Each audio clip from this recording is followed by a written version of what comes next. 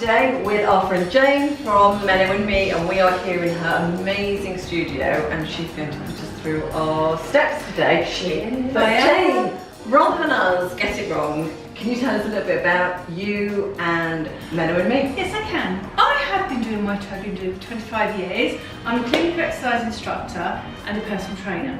So back in the day, I started doing aerobics and all that type of stuff. Then I worked in a spine rehab centre, and I didn't feel I was qualified. So I went down my clinical route and started teaching clinical exercise. One of my passions is bone health.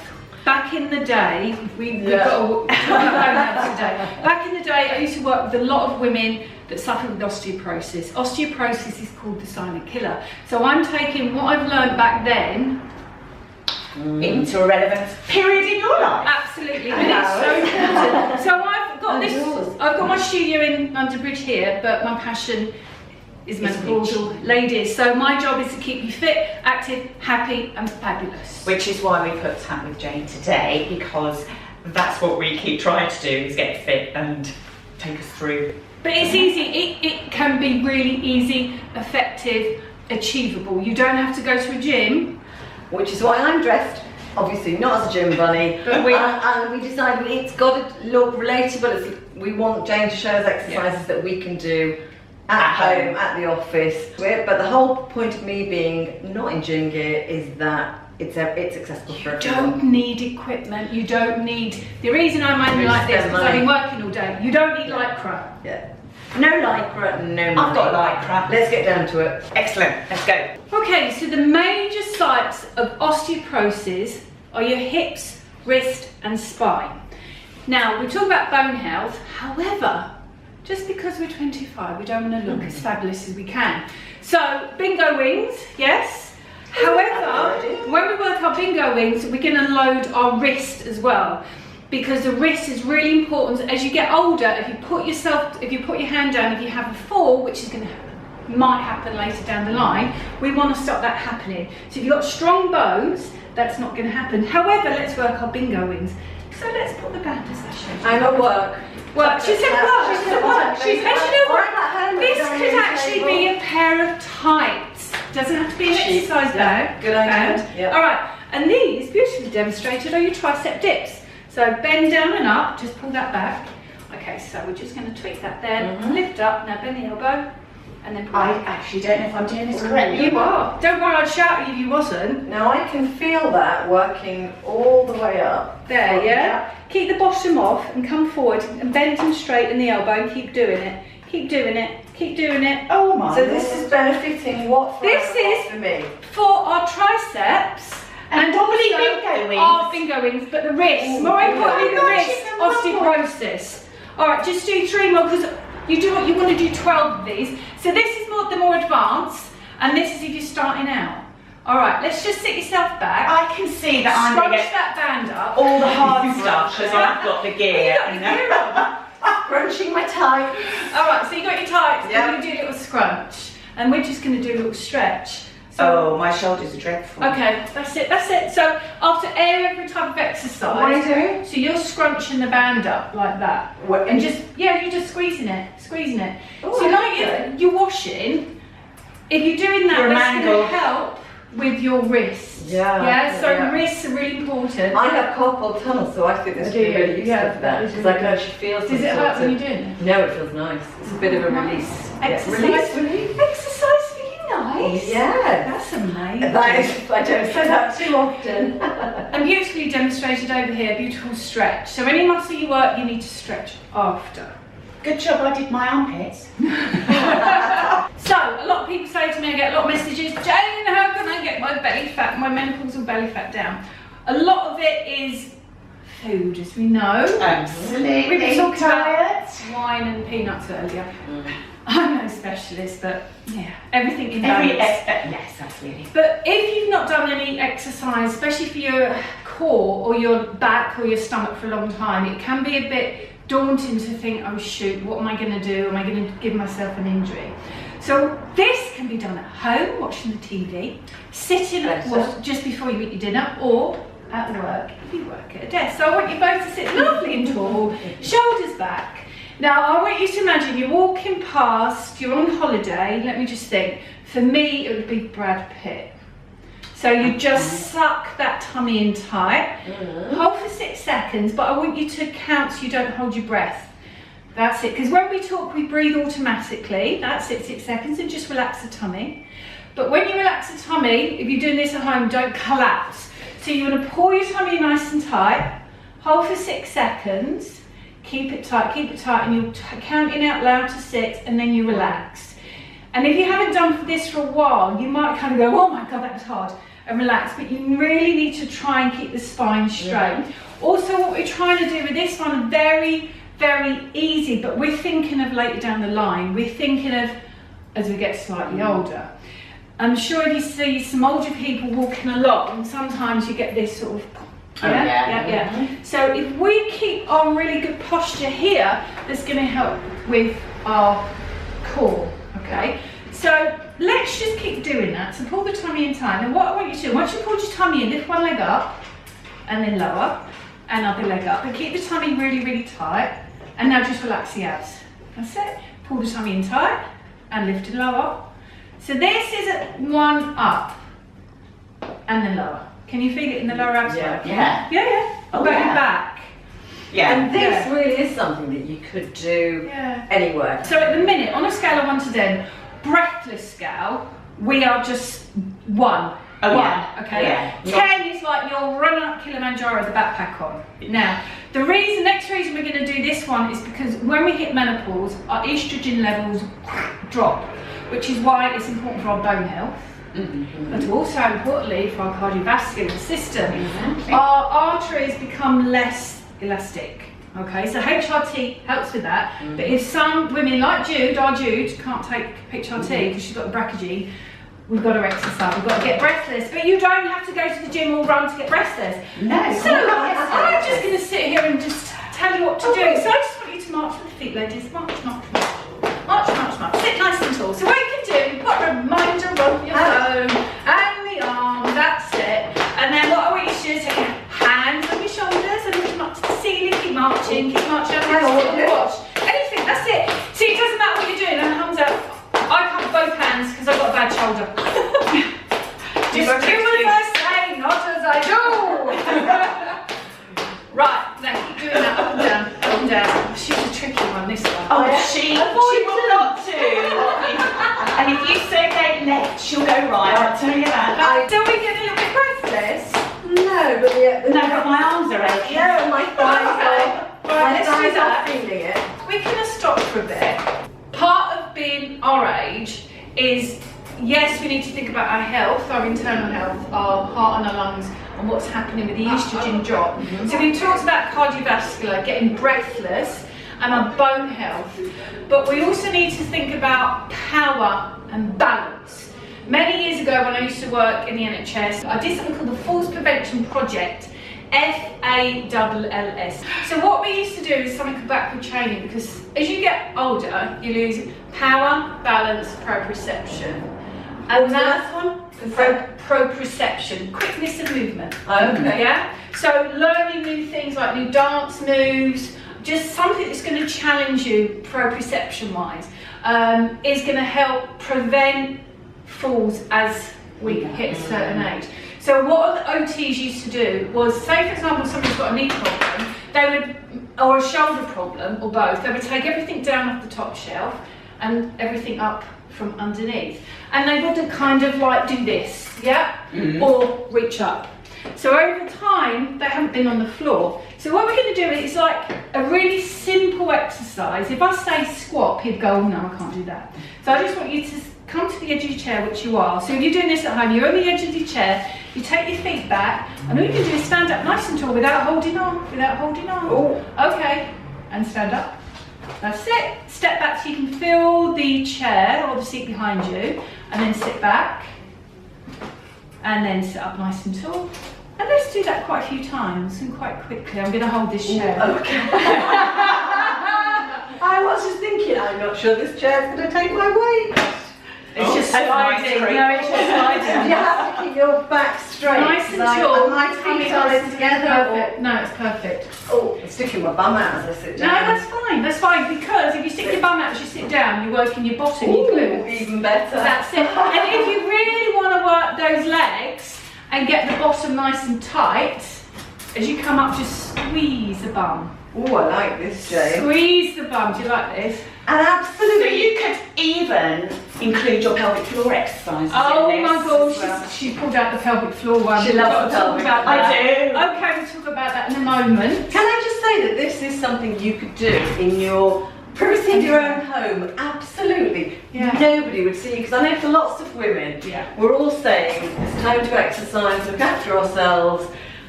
They've never come to somewhere like this. No. They won't go to a gym. I get so many direct messages. This is hard on the thigh. It is. I'm just not going to let go until they go, I'm actually thinking, when's she going to say stop? Right, now sit and relax. Alright, so what we're going to do is a lot of people have knee problems. More breathless. Breathless, good. So we could do the marching, we could do standing, we could do the tricep with our bands without bones or there. Yeah. So already you're working your triceps, you're working your heart and lungs, and you're working the leg muscles and the bottom muscles, which works the hips. Hips are a major site of osteoporosis as well. Right. So while if at home you're doing something like this, can you uncross your legs? Oh, sorry. That's Not in Jane's. I love my job. So I just want you to both sit tall, hands like that, as you're going to wave at somebody, and just pull back with the shoulders, squeeze your shoulder blades together, and then just release forward. Can you feel that working through there? I can feel it working. Yeah. So when I was scratch my back while you're down there.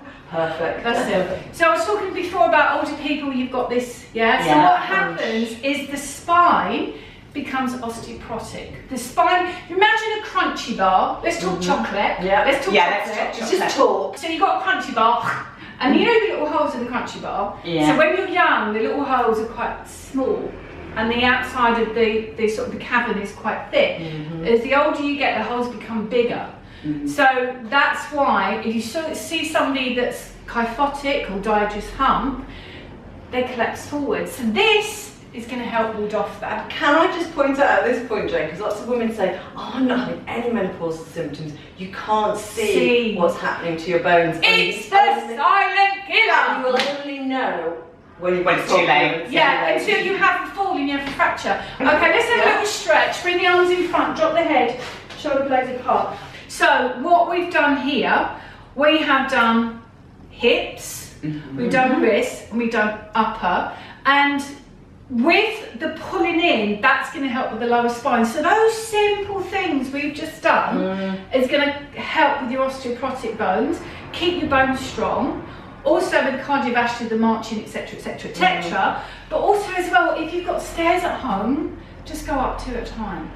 We did a vlog with Dr. Karen Morton, and she said if she had one tip for women, it is never take escalators or walk up the escalators. Walk up the escalator and up the stairs. She said that I have taken her at her word. Shall we talk pelvic floors? Shall we ought to? Okay, right. So pelvic floors are a sling of muscle that goes here. Okay. When we hit menopause, because of estrogen, they become a lot less strong. Also, if you had children, because a lot of time, I know back when you had kids, they never said do pelvic floors or exercises to me. They talked about a lift going out. But to be honest with you, I was doing yoga, and I think that was being taught in the yoga lesson rather than being told. Fifth floor of the lift was what my... Yes, imagine the lift going up. I guess it was the fifth. Someone told me, I don't know who it was, but... So I am taking it to the 5th floor as we speak. And what I say to women is put one hand on your tummy and one hand on your bum.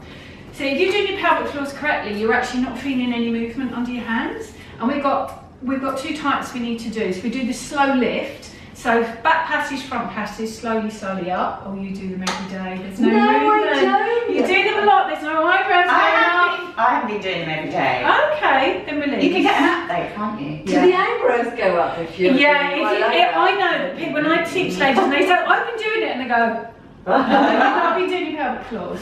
Or I'm trying to get my eyebrows still, no. Okay. So we've got the slow ones. So the slow ones will keep your bladder full, like how many times you get up in the middle of the night. Yeah. That is when I hit menopause, it's like, Jesus Christ, how many times in the middle of the night? So also there's different types of incontinence. So there's one, it's keeping the bladder full until you hit a toilet. Another is like keeping it so you can sleep longer. There's another one that can be quite embarrassing for women, is where you go to the lavatory, you think you finished and wipe yourself, and you go off and go, oh, yeah, that's another one. So these slow ones will help that. Let's do quick ones. So benchmark today, whatever day it is. So we're going to do 20 quick ones. The benchmark is where you feel you lose the strength.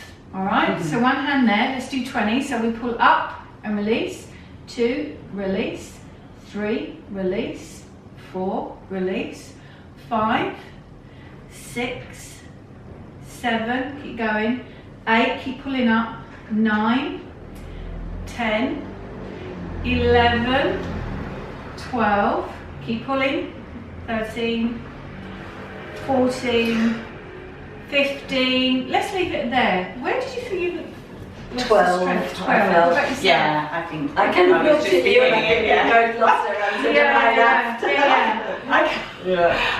I can't, my face has to stay absolutely rigid. I actually find, and I always have found it, a little bit uncomfortable / odd doing it. If you're not sure where your pelvic floors are, there's a couple of ways to find out. You can put things in yourself or ask your partner or husband, or go to the lavatory and stop, but don't do that because you'll get an infection. It's just don't do it all day. Don't do it all day.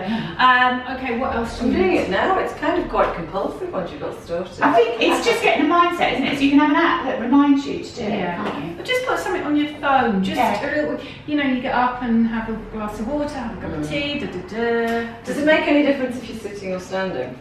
It's easier if you're sitting. Again, something you can do at work. Yeah, it's actually easier when you're lying down because you're not against gravity. So if you find it really difficult, lie down first. Lie down on your side and on your bed. Start doing them lying down at first because obviously gravity will pull. Yeah. So it's harder when you sit or standing. That's good to know. I've just done a little workout. Yeah. It didn't feel like a workout, but it was. How many times and for how many minutes would you recommend a woman starting out? Because obviously Anne's done it from a little bit more advanced level, and I'm at my desk, or I'm at my dining room table, or I'm at the kitchen table. How many times for how long? Right, so with your breathlessness exercise, you can do that as many times as you want. Now, government guidelines state 30 minutes 3 times a week. But I read a new research paper recently that said it should be 30 minutes 5 times a week. However, you can break that down. So it doesn't matter if you think, oh shoot, I can't do it. It doesn't have to be 30 minutes in a row. So you just really want to get your breath up as much as possible. And that's why, even though I've got this studio and I'm teaching all day, for me sometimes I think I haven't got time. That's why I do the stairs. And that's why sometimes I just get on the bike quickly or do some jumps here, but I can't do many jumps with pelvic floors. But it's, you know, so for the breathless, as much as you can. With your tricep dips and very large muscle groups, like your sit to stand, your squatting, every other day, okay? And you can do 2 lots of 15. So my suggestion was, she was thinking, how many? Oh my lord! It's basically, you don't want to burden the NHS. They've got enough to do. Exactly, prevention is better than cure. Exactly. So any large muscle groups, just every other day, because if you started exercise and say you do squats or something, next day you think, oh my gosh, I can feel my bottom. That means the muscles work. So you need that day afterwards to let it rest, and when it rests and you feel that pain, that's when it's repairing. Repairs So it it really stronger. is no pain, no gain. Yeah, it's called DOMS. It's destruction of onset of muscle soreness. And there's different DOMS, DOMS. But the internal, the softer ones, we do the pelvic floors and the pulling in and the tummy. You can do that every day. Just top tip, actually, what you could do at home is, so for example, you're at home, just let it all hang out, get a really horrible coarse piece of string, tight around your middle. It's like, oh, that's uncomfortable. Oh, I've heard You put it in and the string is loose. And that way you're working the pelvic floors And then you let and it out, tummy. it goes. So it's like you're sitting on the beach and you're walking past Brad Pitt. All I right. kind of tend to do it when I'm cleaning my teeth. That's the time. Perfect. But that's a nice little tip. Because that's isn't it? twice Just a getting day. into that habit with Yeah. the Yeah, and it's just that reminder. But with food is a major thing, because the old saying is abs are actually made in the kitchen. It's true, and unfortunately, when you're menopausal, we've got to think about it's not kind of just about aesthetics. I get lots of messages from women, and it's really interesting to see they're actually asking about the health, not about aesthetics. Yeah. It's the secondary one. Yeah. So that is really important. So it's what you put in your body as well. Stay away from processed food. Stay away from sugar. It's Refined awful. foods. Awful. I also to avoid fizzy drinks, sweets, cakes, crisps, and there was research out today. Coffee. What I say to a lot of my clients, menopausal or not, is when you put something in your hand that you're going to eat, you look at it and say, how far away from the original source is that? Yeah. And if it's so far away from the original source, it's just not going to do anything. Also as well, so for example, you have a white sandwich with processed cheese, a really good dense brown sandwich with a really good protein in it. That one will give you a lot of calories, but fuel you for a short amount of time, and won't actually give your body much fuel. This one is going to give you more fuel and fuel you for longer, so it's that hunger. So it's natural protein as much as possible. And menopausal, or women in general, and anybody, we need carbs. However, we need to, if we do want to keep our belly fat down, and we can do when we're menopausal, is to look at the amount of carbs we have. Yeah. It's got to be complex carbs, yeah? Have them earlier part of the day. And then don't skip breakfast. never skip breakfast. Never skip breakfast. It's your internal health and feeling good. It's because it's harder with sleeping. It's harder with your energy. So if you have exercise, also when you exercise, you get breathless. You've got to feel good. And that will help you sleep Endorphins. as well. I Yeah. suppose at the end of the day, you're going to exhaust yourself a little bit more. It's going and to therefore- improve your mood, isn't it? And Definitely. Yeah. So it increases your serotonin levels, it will fatigue your body, so therefore you'll sleep better. Also when you feel stronger, you feel more confident, and you feel in a better frame of mind. Stronger body, stronger mind. And as we know, anxiety, depression and mental health during menopause is compromised. Yeah. Just quickly before I forget, which is brilliant news, in April there's a research paper coming out from women in sport. Exercise helps with menopause symptoms. I know it. You know it, you're going to know it, but I think increasingly everyone's going to know. I think the message is getting out there. Yeah. Jane, I don't think we can do this without, or finish without hearing your thoughts on HRT. Or, Okay. you know, Okay. HRT, our bodies, fitness, exercise, weight, the floor is yours. All right. Because of the WHI study a good few years ago, it gave HRT a lot of bad press, and unfortunately a lot of GPs went, whoa, no. My GP was the same. My GP said to me, go and eat more tofu. So that's why How I much started. tofu did you have to eat? for that? Exactly. So that's why I started my site, because there wasn't a lot of positive messages out there. 2 years I suffered, not just with the dry vagina and the painful joints, but sort of mentally, and I would have to really manage my life so strictly to keep myself up there. As a clinical exercise instructor, understanding what happens inside your body, HRT will help decrease the risk of heart disease and osteoporosis, and they say perhaps dementia. So for me, that's a win-win. Even if I wasn't suffering as much and I found that out, I would be taking HRT. HRT is a positive thing for women to take. Obviously not everybody's got a choice, everybody has a choice, but for me, what happens to your heart, what happens to your cardiovascular health and your bone health is so important. Yeah. So essentially you're saying, because you have to balance the risk. Yeah. So there's risks and benefits and your own personal history, which you would obviously be discussing with your GP. But you're a big advocate. I am. I love HRT. Love it. Love it. I'm on She likes HRT. the patches, progesterone at night and testosterone, which helps with concentration, libido and brain fog. Yeah. That's great. You look amazing. Yeah. Jane, Thank you so much, Jane. Yeah. You're a lovely studio, and thankfully she didn't get a big weight. No, so we we don't worry about this. Next time. She's been very good to us today, I think. Do contact Jane via her site Meno Me. This is going to be on her site and it's going to be on our site hotflush.info. Thanks very much for watching. Bye.